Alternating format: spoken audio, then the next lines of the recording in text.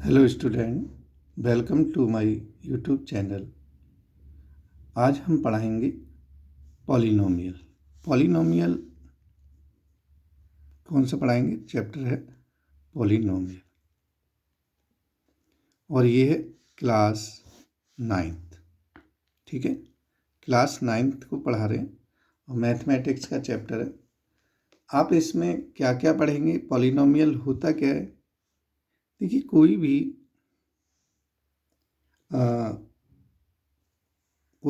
Equation, कोई भी function जिसमें बहुत सारी पावर या बहुत सारे वेरिएबल, एक वेरिएबल होता है जिसमें कितनी भी पावर हो सकती है। जैसे बहुत सारी टर्म कंसिस्ट करता है वो, जैसे a एक्स की power n plus b x की power n-1 plus c x की पावर n-2।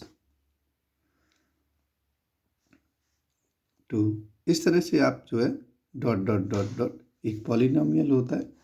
और ये पॉलिनोमियल जो x होता है वेरिएबल। क्या होता है? वेरिएबल होता है। और a और b c ये होते हैं आर कांस्टेंट। मगर आप इसमें पढ़ेंगे क्या? भाई, वेरिएबल तो ये हो गया, आपको पढ़ना क्या है वो मैं बताता हूँ।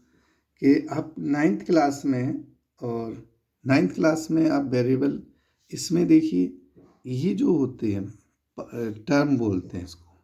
क्या बोलते हैं? Number of term. ठीक है, टर्म क्या होती है? एक टर्म, फिर 2 टर्म, 3 टर्म, मतलब बहुत सारी टर्म भी हो सकती है। तो एक टर्म जो होता है, ठीक है, जो एक टर्म कंटेन करता है, वन टर्म हो, क्या हो? वन टर्म हो, इसे बोलते हैं मोनोमियल।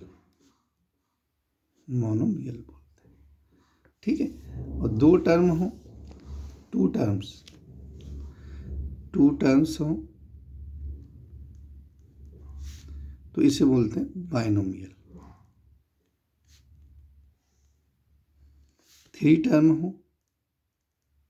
पता लग गया होगा, ट्राइनोमियल। तो आपको ज़्यादातर बाइनोमियल, ट्राइनोमियल, ठीक है, तो इस तरह से जो है आएगा, तो आप समझ गए ट्राइनोमियल। अब एक टर्म में क्या होता है? केवल एक, जैसे चाहे कोई वैल्यू हो, जैसे एग्जाम्पल के तौर पे हम कहें, मान लीजिए x है या 4x है या 3 है, कोई भी हो सकता है। ये बाइनोमियल, वो मोनोमियल होता है। दो टर्म में टू टर्म कंटेन करना चाहिए, जैसे 2 प्लस एक्स है, 4 प्लस 5x है, ये 2 टर्म कंटेन कर रहा है। 3 वाले में 3 टर्म कंटेन करना चाहिए। 3 टर्म जैसे x प्लस 3 प्लस x²। ठीक है, कोई भी 3 टर्म हो तो इसे दो टाइप से इसे क्लासीफाई किया जाता है या डिफाइन किया जाता है। एक तो होता है नंबर ऑफ टर्म से, दूसरा होता है कि इसमें जो डिग्री होती है, डिग्री के हिसाब से किया जाता है। जैसे कांस्टेंट टर्म है, ठीक है, 0 डिग्री। 0 डिग्री किसकी होती है? समझ लीजिए, वैसे मैंने 0 डिग्री कांस्टेंट टर्म की होती है, जैसे 1, 3, 5, 7, इस तरह की जो कांस्टेंट होती है उसकी 0 डिग्री होती है। 1 डिग्री कितनी होती है? जिसकी 1 डिग्री होती है उसे बोलते हैं लीनियर। जैसे x प्लस 2, y प्लस 3, ठीक है, इस तरह का होता है लीनियर। फिर होता है जिसकी डिग्री कितनी हो? 2 डिग्री हो, 2 डिग्री, तो इसे बोलते हैं क्वाड्रेटिक।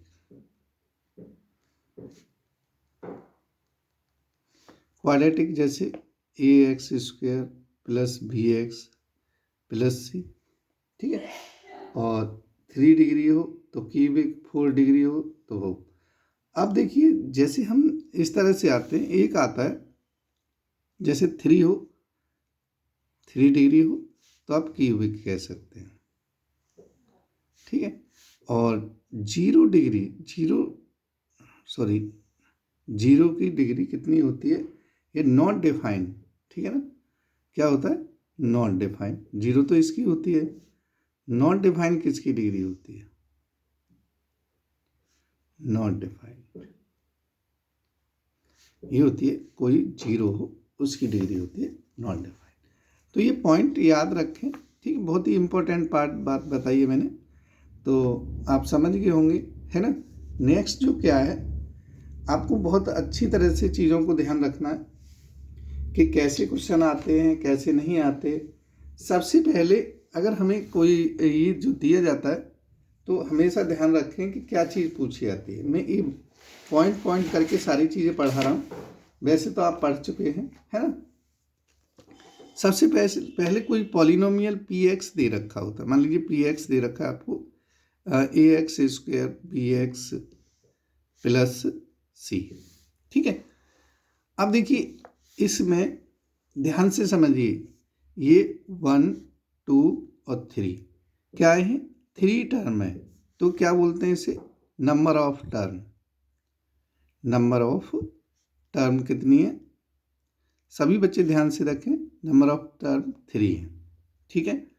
कौन कौन सी है, ए एक्स स्क्वायर बी एक्स और सी, 3 टर्म है। अच्छा, नंबर 2, इसकी डिग्री कितनी है, डिग्री कितनी है बताइए, सबसे ज़्यादा पावर जिसकी होती है वो डिग्री होती है, तो इसकी पावर डिग्री 2 है ना। फिर number 3, number of term, number of degree, कि इसका कोफिशेंट किसी का भी पूछ सकता है, जैसे यहाँ पूछ सकता है कोफिशेंट ऑफ एक्स स्क्वायर।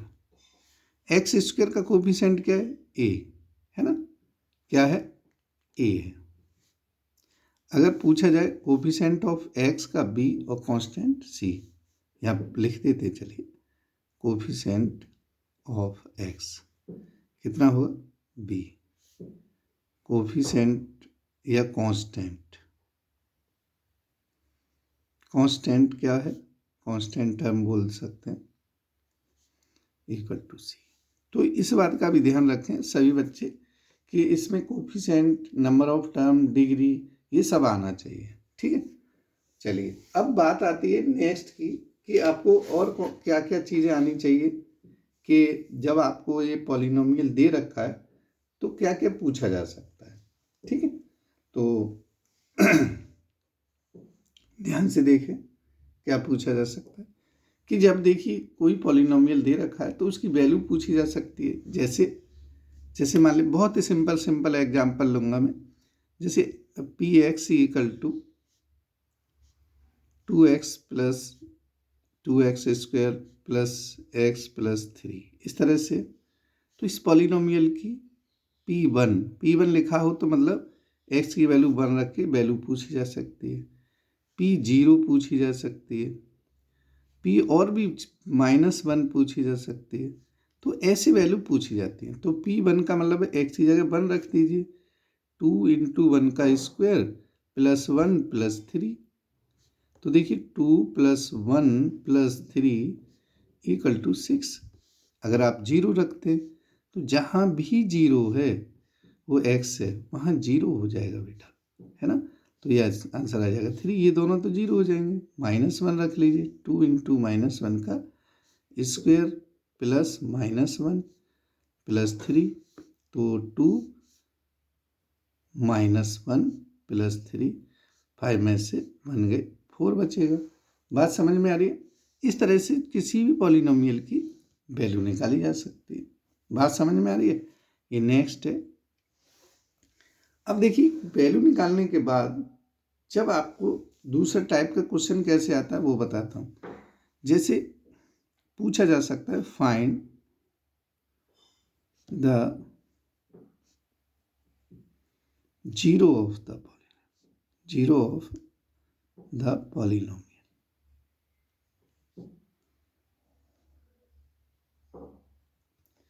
अब जीरो ऑफ द पॉलिनोमियल के लिए आपको क्या कि आपको कोई polynomial F X equal to मान लीजिए एक्स प्लस 4 दे रखा है, तो आप जीरो कैसे निकालेंगे? तो आप लिखेंगे zero of P x.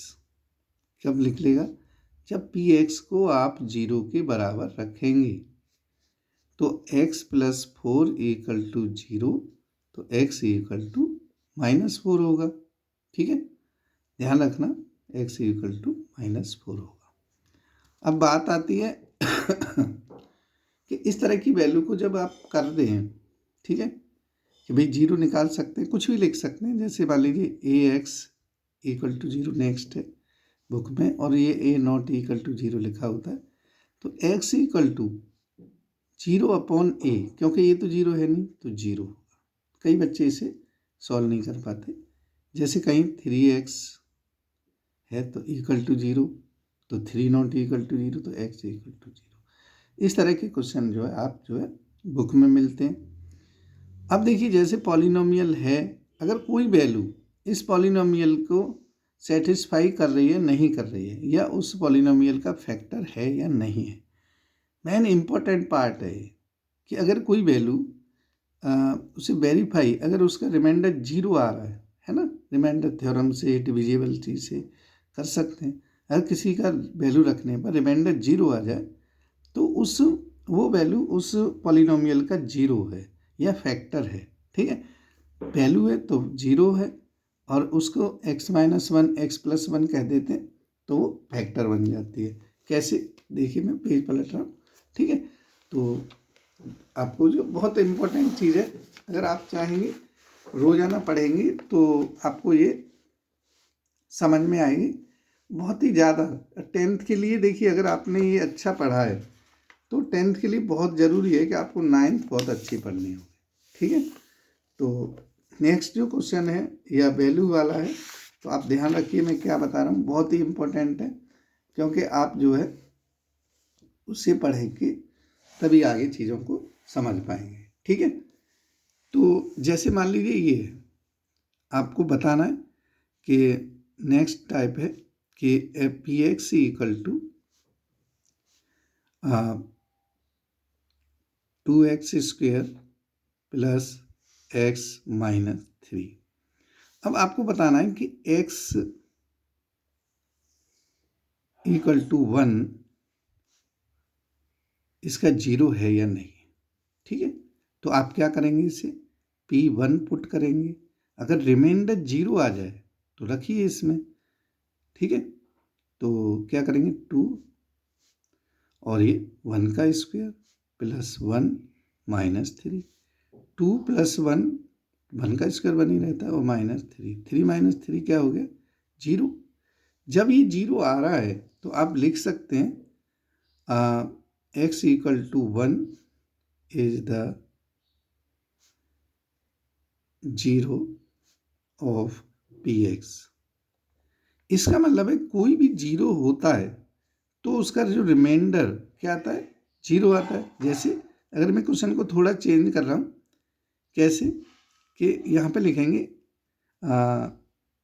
x equal to 1 is a zero of P X, then P1 equal to zero.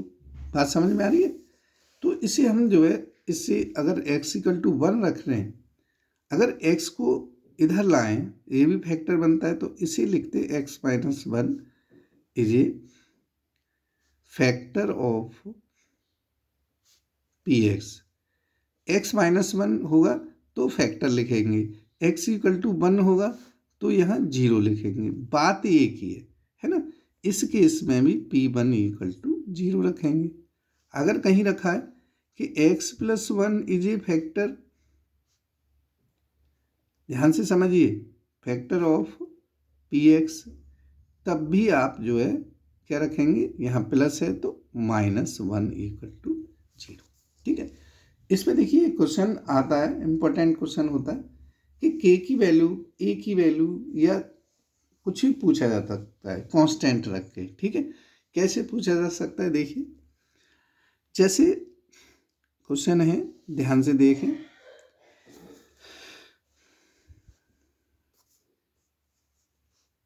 हाँ, ये है x minus 1 is a factor of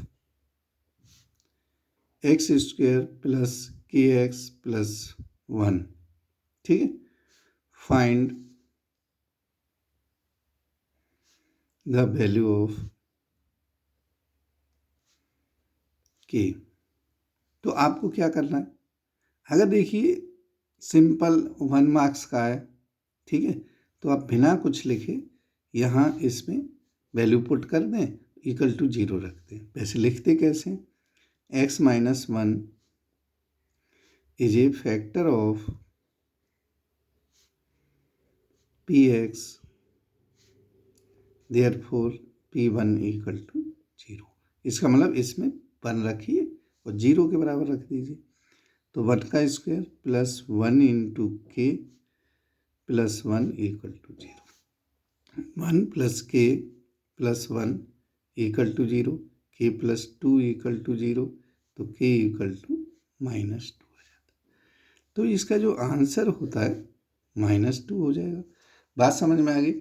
इस तरह का क्वेश्चन हम बहुत इम्पोर्टेंट क्वेश्चन होता है, लगभग कोई भी एग्जामिनर हो, ठीक है, जो मैथ पढ़ाता है उसकी बहुत नज़र रहती है ऐसे क्वेश्चन पे। हो सकता है डिजिट कुछ भी हो, मगर उसकी प्रायोरिटी रहती है कि ऐसा क्वेश्चन होना ही चाहिए।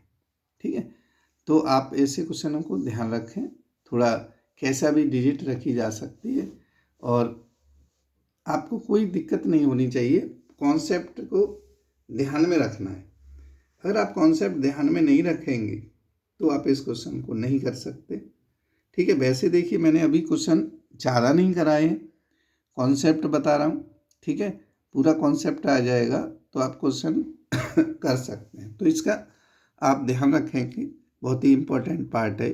जैसे एक और करा रहा हूँ, लिखिए कि x plus 1 is a factor of, देखिए पी एक्स कभी कभी लिख देते हैं, कभी नहीं लिखते हैं, तो डरे नहीं।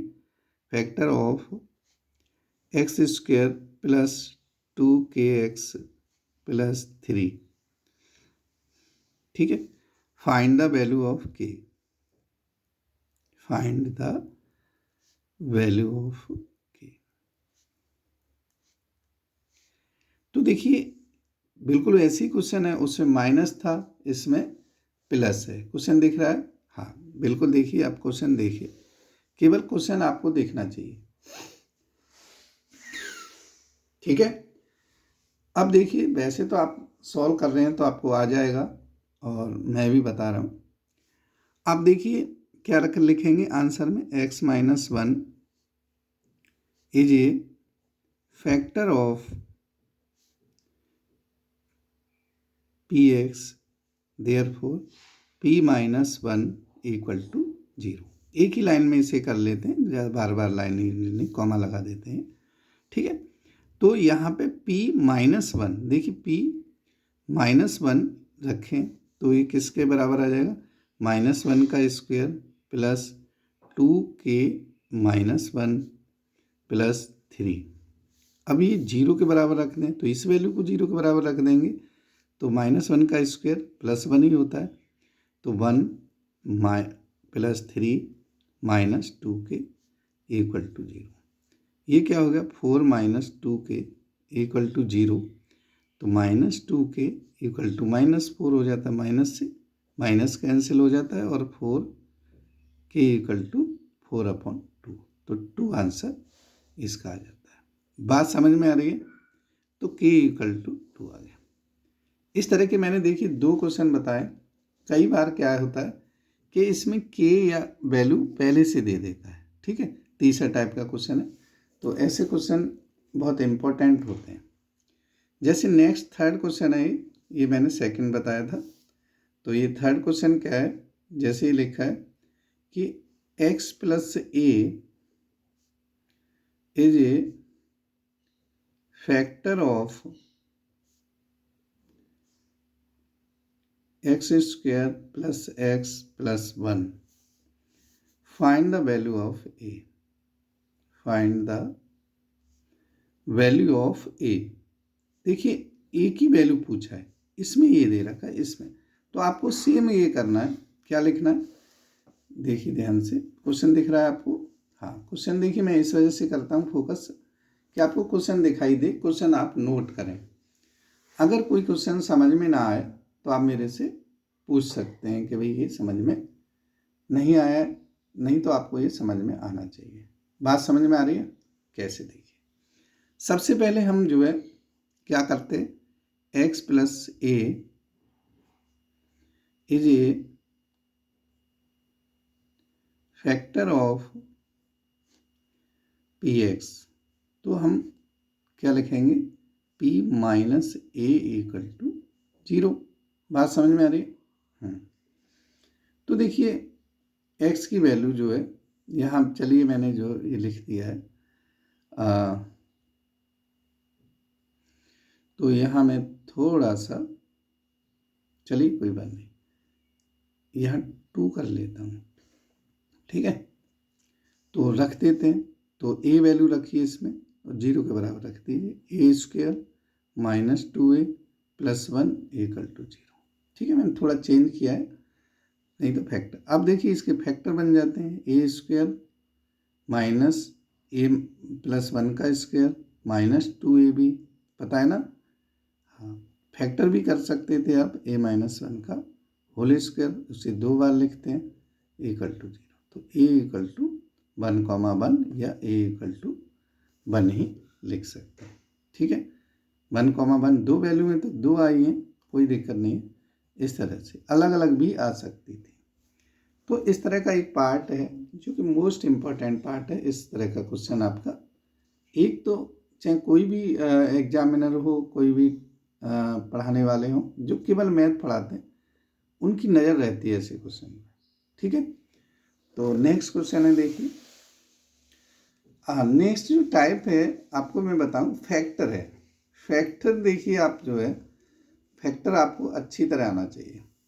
वैसे तो मैं कुछ 2-4 टाइप के फैक्टर बता रहा हूँ, फिर भी बेटा आप जो है, जैसे ही 10th शुरू हो, जो भी बच्चे हैं उन्हें लगता है कि हमारे फैक्टर अच्छे नहीं हैं, तो लगभग 10 से 15 दिन फैक्टर, इस टाइप के फैक्टर करें कि पूरे साल आपको फैक्टर करने की ज़रूरत ना पड़े।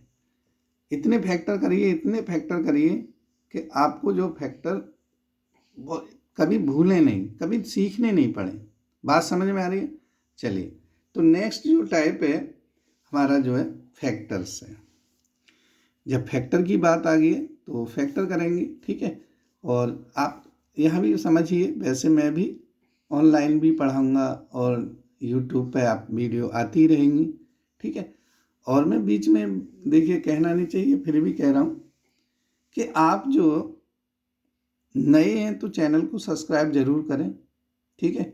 ज़्यादा से ज़्यादा कमेंट किया करें, कोई बात समझ में नहीं आई है तो बताया करें, क्योंकि मेन चीज़ क्या होती है, आप बताएंगे तो हमें पता लगेगा और हम उस चीज़ को और ज़्यादा एक्सप्लेन करेंगे और ज़्यादा समझाएंगे आपको, ठीक है। तो नेक्स्ट क्वेश्चन है, नेक्स्ट टाइप है या क्वेश्चन मान लीजिए, एक ही बात है, फैक्टर्स, फैक्टराइजेशन।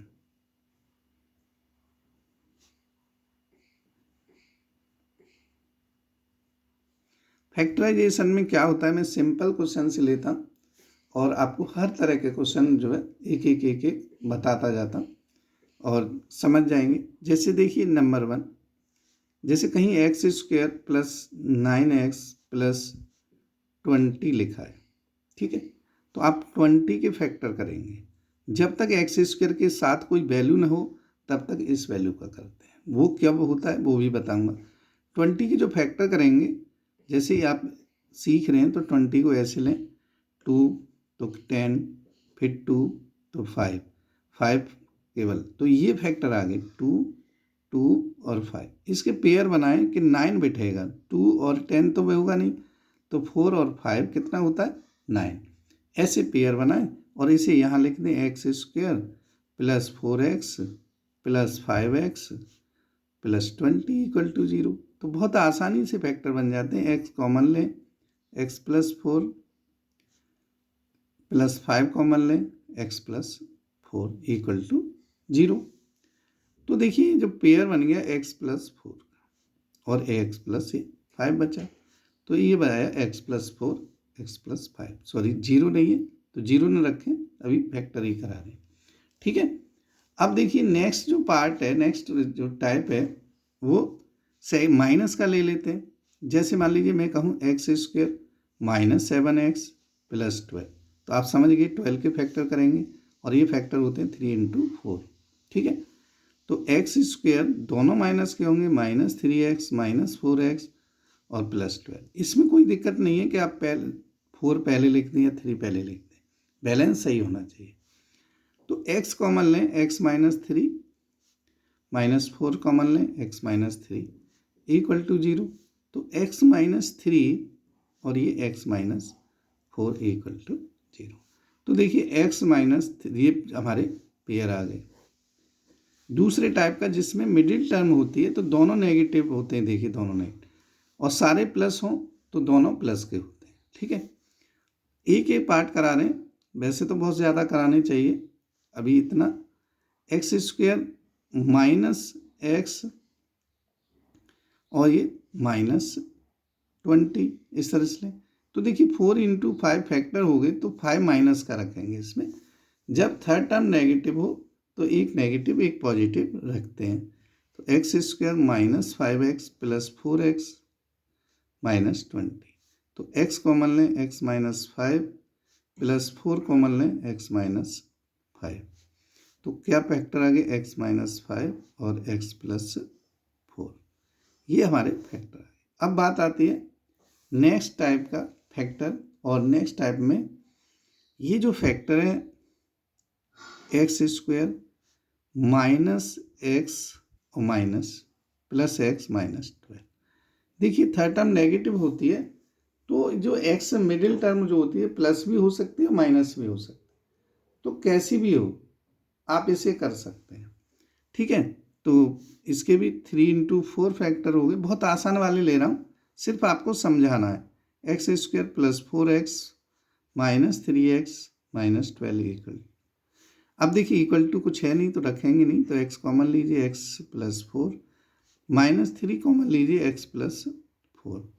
तो x प्लस 4 और x माइनस 3। फाइनली हम उस पार्ट पे आ गए जिसमें एक्स स्क्वायर के साथ कोई ना कोई वैल्यू दी हो। ठीक है, तो इस तरह के पार्ट को भी आपको आना चाहिए। देखिए मैं एक एक पार्ट करा रहा हूँ, इसका मतलब है अगर मैं आपको जिस दिन फैक्टर बताऊंगा, चाहे आपकी कोई भी सी क्लास हो, 9th हो, 8th हो या 10th हो, तो लगभग एक क्वेश्चन के, एक टाइप के 20-30 क्वेश्चन कराऊंगा। फिर आपको अपने आप आ जाएंगे, लगेगा अरे वाह कि बिल्कुल हमें तो सारी चीज़ें आती है।